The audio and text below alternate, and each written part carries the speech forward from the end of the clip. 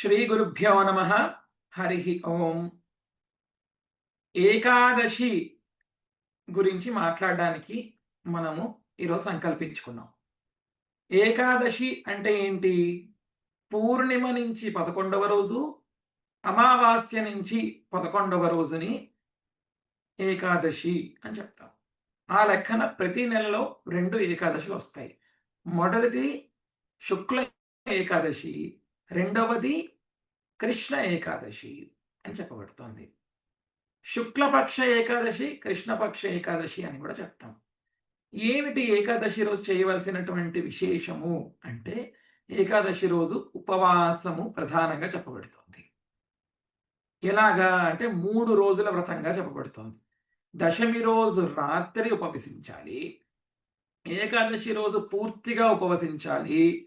ద్వాదశి రోజున సూర్యోదయం అయిన వెంటనే ఉపవాసాన్ని విరమించాలి అని చెప్పి 3 రోజులు ఉపవాసంగా చెప్పబడుతోంది. ఎలా చెయ్యాలి ఏకాదశి వ్రతము అంటే, పద్మ పురాణంలో శౌనకాది మహర్షులకి సూత బ్రహ్మ అనేక పురాణాలని వివరించాడు. ఆ అనేక పురాణాల్లో అంతర్గతంగా వచ్చినటువంటి ఒక విశేషమే ఈ ఏకాదశి మహాత్మ్యాన్ని శౌనకాదులకి వివరిస్తున్నాడు. ఇది ఎవరు చెప్పారట? అర్జునుడికి శ్రీకృష్ణుడు మహాభారతంలో వివరించాట. ఏకాదశి గురించి చెప్తూ ఇలా చెప్తున్నాడు. అర్జున, ఏకాదశి వ్రతాన్ని దశమి రోజున రాత్రి నక్త వ్రతంగా ఆరంభం చెయ్యాలి అని. అయితే సాధారణంగా నక్త వ్రతము అనగానే మనకు ఒక ప్రశ్న వస్తుంది. నక్త వ్రతం సాధారణంగా కార్తీక మాసంలో అందరూ చేసేటువంటి నక్త వ్రతం వేరు. ఏం చేస్తారు? నక్షత్రాలు చూసి ఆ తర్వాత భోజనం చేయడం అనేటువంటి నక్త వ్రతం ఒకటి ఉంది. అయితే ఇక్కడ ఆ ఉద్దేశ్యంలో చెప్పబడుతున్నటువంటి మాట కాదు. సూర్యాస్తమయం అయిన తర్వాత ఏ రోజు? దశమి రోజు. దశమి రోజు సూర్యాస్తమయం అయిన తర్వాత ఆ రోజు మళ్ళీ ఇంకా భోజనం చెయ్యరు. దశమి రోజు రాత్రి భోజనం చేయకుండా ఏకాదశి రోజు తెల్లవారుజామునే నేను ఈరోజు ఉపవాసం చేస్తాను అని ఒక సంకల్పం చేసుకుంటారు. ఆ సంకల్పం చేసుకున్నాక ప్రవాహము ఉన్నటువంటి జలస్రోతస్సు అంటే నది, ప్రవాహం ఉన్నటువంటి జలం అంటే నదే కదా, అటువంటి నదిలో మనము స్నానము చేయడము ఉత్తమమని చెప్పబడుతుంది. నదికి వెళ్ళలేమండి, నది ఎక్కడ ఉంటుంది, ప్రతిసారి నది ఎక్కడ దొరుకుతుంది? నిజమే. అందుకే నదికి వెళ్ళలేని వాళ్ళు ఏదన్నా ఒక చెరువులో స్నానం ఆచరించాలి అని చెప్తుంది శాస్త్రం. చెరువు కూడా ఎక్కడున్నాయండి? ఇప్పుడు చెరువులన్నీ ఎండిపోతున్నాయి అంటే, చెరువు కూడా దొరకని పక్షంలో ఒక దిగుడు బావి, అప్పట్లో మామూలు బావులు కాకుండా దిగుడు బావులను పెద్ద బావులు కట్టించేవారు.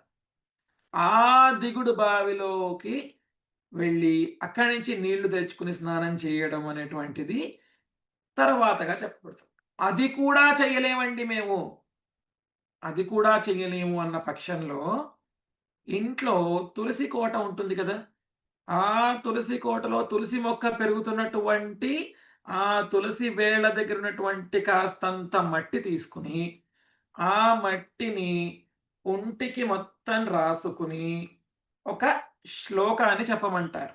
ఏమంటారు?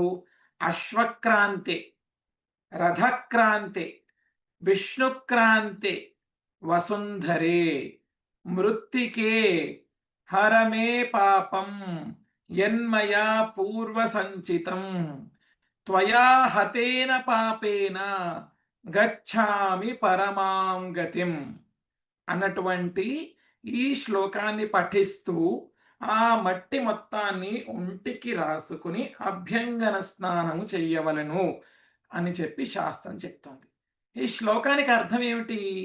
అశ్వక్రాంతే అంటే అశ్వములు తిరిగినటువంటి ఓ పృథివీ అంటే ఏం చెప్తున్నారు అంటే, పృథివిని నీ మీద ఏమేం తిరిగారు, ఎవరెవరు తిరిగారు అని చెప్తోంది. అశ్వములు తిరిగాయి. అశ్వములే కాదు చాలా రథాలు తిరిగాయి. ఎన్నెన్నో యుద్ధాలు జరిగినప్పుడు ఆ రథాలు తిరిగాయి. అంతేకాకుండా విష్ణుక్రాంతే విష్ణువు కూడా ఎన్నో సార్లు అవతారం ఎత్తడం కోసం అనేసి నీ మీద అవతారం ఎత్తాడు. అటువంటి ఓ మృత్తిక, ఓ పృథివీ, అటువంటి ఆ మట్టిని తీసుకుని భక్తి భావంతోటి ఒంటికి రాసుకుంటూ, నిన్ను నేను ఒంటికి రాసుకుని స్నానం చేయడం వల్ల ఈరోజు నాకున్నటువంటి సమస్త దోషములు తొలగిపోవుగాక అని ప్రార్థన చేస్తూ ఆ మట్టిని ఒంటికి రాసుకుంటాం. ఇంకా ఏమంటున్నాము? నాకు పాపాలు పోవడం వల్ల నేను పరమ గతిని పొందుతున్నాను, అంటే విష్ణు లోకాన్ని పొందుతున్నాను అని మృత్తికతోటి ప్రార్థన చేసి ఆ స్నానాన్ని పూర్తి చేసుకోవాలి అని శాస్త్రం చెప్తుంది.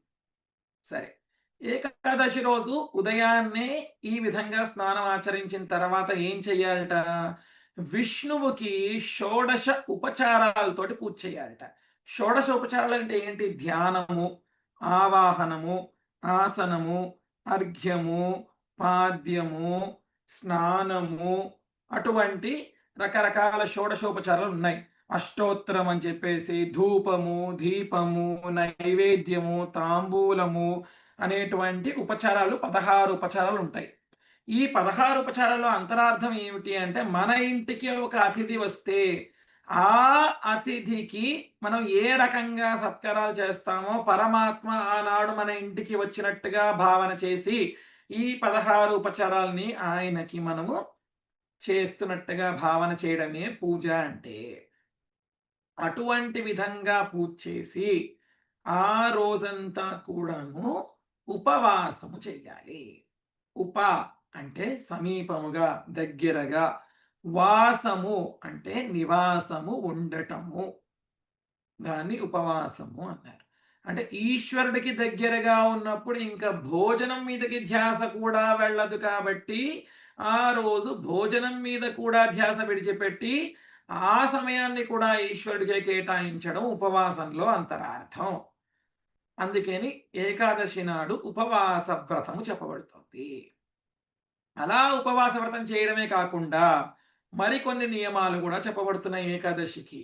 ఈ రోజున దొంగలతో కానీ, నాస్తికులతో కానీ, ధర్మం పట్ల ఆసక్తి లేని వాళ్ళ పట్ల కానీ, అసత్యం పలికే వాళ్ళతో కానీ మాట్లాడడం కూడదు.